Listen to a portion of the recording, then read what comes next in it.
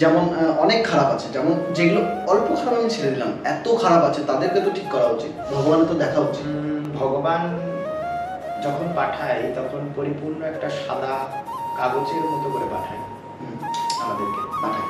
এবার সেটাকে তুমি রঙিন করবে না সেটাকে দুমড়ে মুচড়ে নোংরা আবর্জনা দিয়ে পূর্ণ করবে, সেটা সম্পূর্ণটা তোমার বিষয়।